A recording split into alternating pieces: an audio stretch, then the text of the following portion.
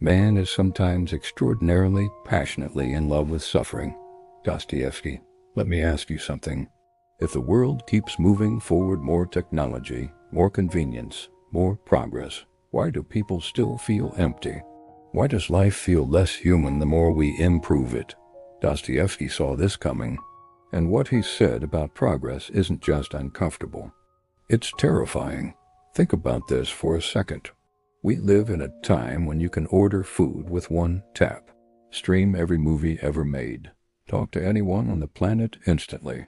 And yet depression rates are climbing. People feel lonelier than ever. We complain about stress even though our ancestors would laugh at how easy our lives are. So here's the weird question. If progress is supposed to make us happy, why does it often make us miserable? Most people think the problem is simple. They'll say, oh, it's because technology moves too fast, or it's because humans just need to adapt. Or they'll blame social media, or capitalism, or the news. But Dostoevsky looked deeper. He warned us about something inside the very idea of progress itself. See, when people talk about progress, they make it sound like a straight road forward, as if every invention, every new system, every social reform is automatically good, as if the more we move away from the past, the better things get. But Dostoevsky saw a lie hiding in that assumption. He believed that blind faith in progress could actually destroy what makes us human. Here's the scary part. He wasn't talking about machines taking over or governments controlling us. He was talking about people, ordinary people, giving up their freedom, their individuality, their very souls, all in the name of progress. And he shows us this in Notes from Underground. He says, even if you give man a perfect system, even if you take away hunger, pain, and chaos, man will still smash it to pieces. Why? Because deep down, we crave freedom more than comfort.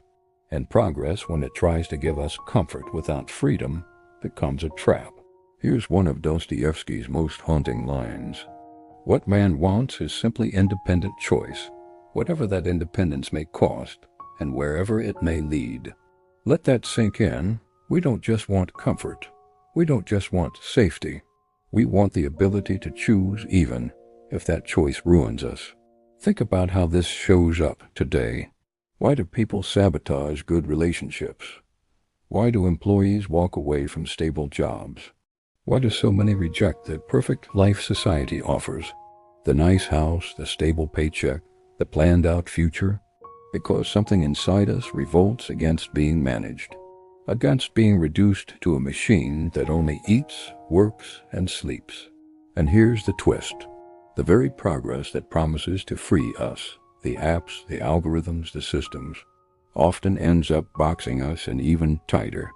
Dostoevsky was saying, you can give people everything they think they want, but if you strip away their freedom to struggle, to fail, to choose wrongly, they will rebel. They will burn down the system just to prove they're still alive. And doesn't that sound like what we're living through now? The chaos online, the rise of conspiracy theories, the anger against institutions. It's not random. It's the underground man alive in all of us, screaming, I will not be programmed. That's Dostoevsky's warning. Progress isn't always progress. Sometimes it's just a prettier cage. So let me put it in one sentence. People would rather destroy themselves freely than live in a paradise built for them.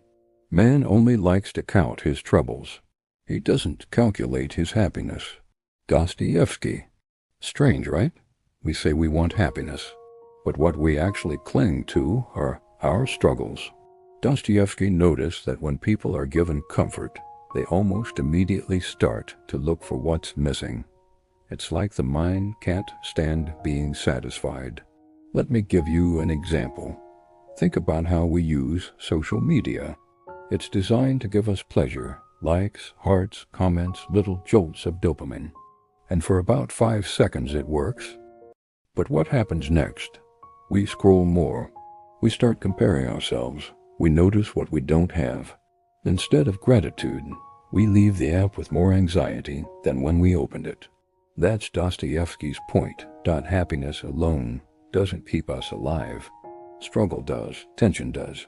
Even suffering gives us a sense of meaning. Here's the disturbing twist. If progress promises a world without pain, without hardship, without difficulty, then progress is also promising us a world without meaning. What do you think happens to a person who gets everything they ever wanted? It sounds like paradise. But Dostoevsky says it turns into hell, because once there's nothing left to fight for, the soul withers. And you can see this all around us. Why do lottery winners often spiral into ruin? Why do children born into wealth so often feel lost? Why do people with every possible comfort still feel restless, bored, and depressed? Because man doesn't just want happiness. He wants to fight for it. So Dostoevsky flips the whole story of progress on its head. The lie is that comfort equals happiness. The truth is that struggle equals life.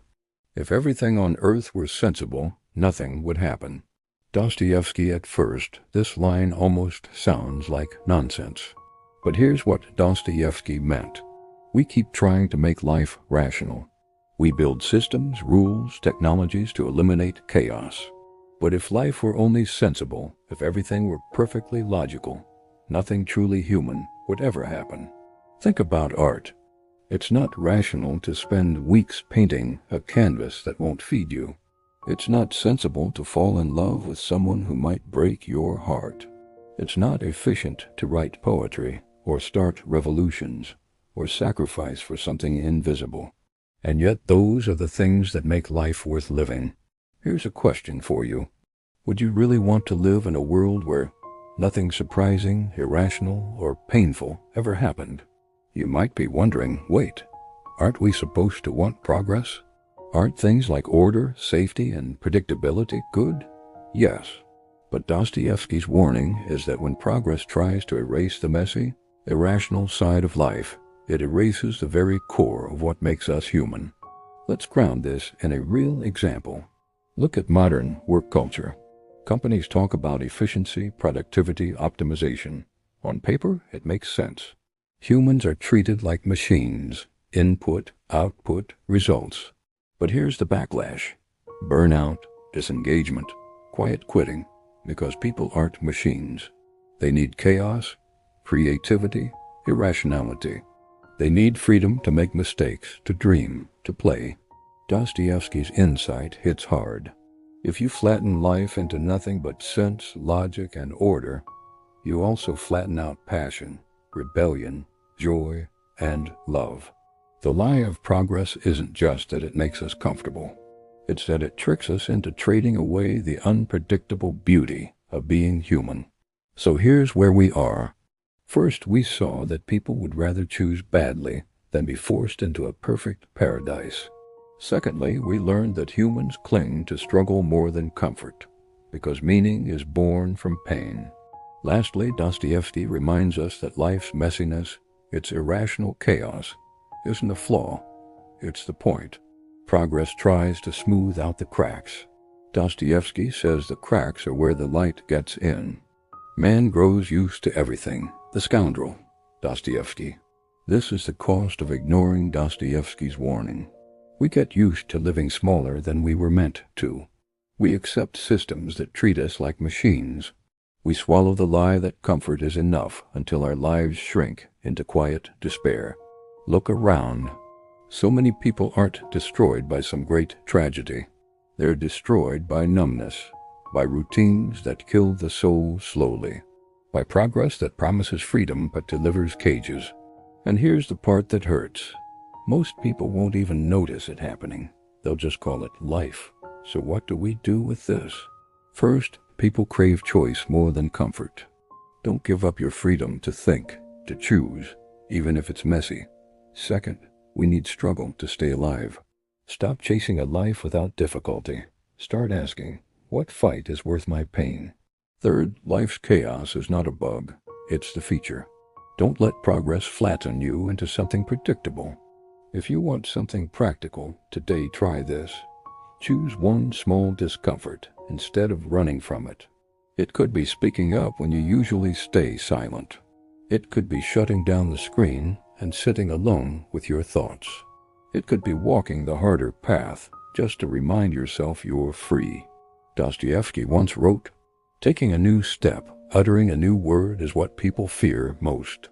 But maybe that's the only kind of progress that matters, not the comfort others build for you, but the struggle you choose for yourself." So I'll leave you with the question, what would you dare to choose if you stopped believing the lie of progress? And if this hits something in you, stick around.